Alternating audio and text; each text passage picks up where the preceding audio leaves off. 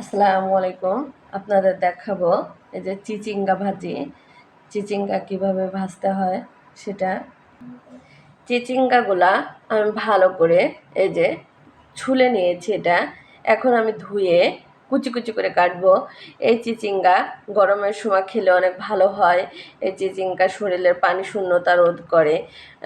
এই এটা হলো একটা ঠান্ডা সবজি, যা খেলে পেটটাও ঠান্ডা থাকে।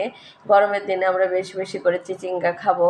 চিচিঙ্গা অনেকভাবে খাওয়া যায়, ভাজি করে খাওয়া যায়, তরকারি রান্না করে খাওয়া যায়। সবজিগুলা এই যে চিচিঙ্গা সবজি আমি একদম ফ্রেশ করে ধুয়ে নিয়েছি।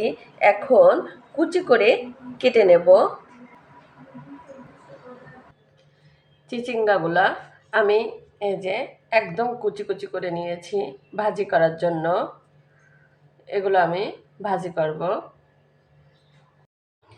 কুশিয়া মাছ ভাজিটা আমি কড়াইতে দিয়ে দিয়েছি। এর ভিতর দিয়ে দেবো হলো 3টা কাঁচামরিচ,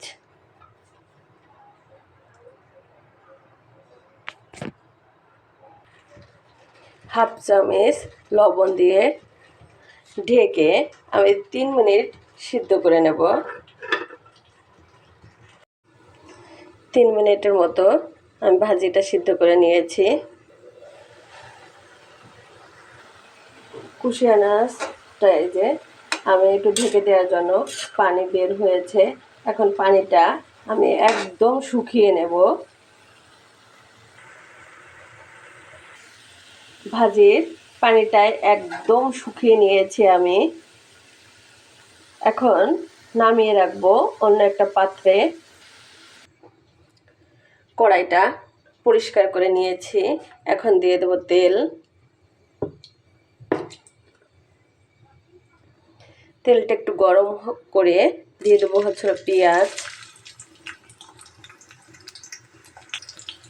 রসুন। পেঁয়াজ রসুনগুলা আমি একটু বাদামি কালার করে ভেজে নেব।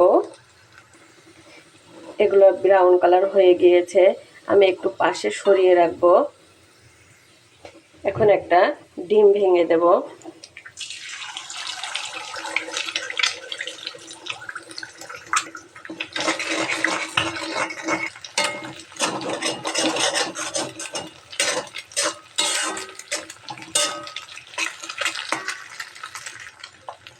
ডিমগুলো একটু ভাজি ভাজি করে নিয়েছি।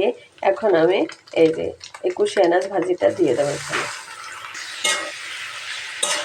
এখন এই ভাজিটা আমি 2 মিনিটের মতো নাড়াচাড়া দিয়ে তারপরে নামিয়ে ফেলবো।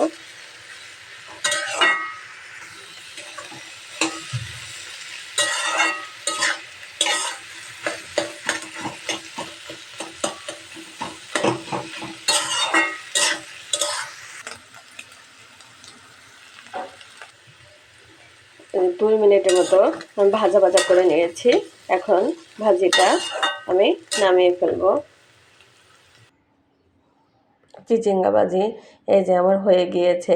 আপনারা এইভাবে চিচিঙ্গা ভাজি করে খেতে পারেন রুটি, পরাটা অথবা ভাতের সঙ্গে। অনেক টেস্টি এই ভাজিটা। আপনারা এইভাবে করে খান। আল্লাহ হাফেজ।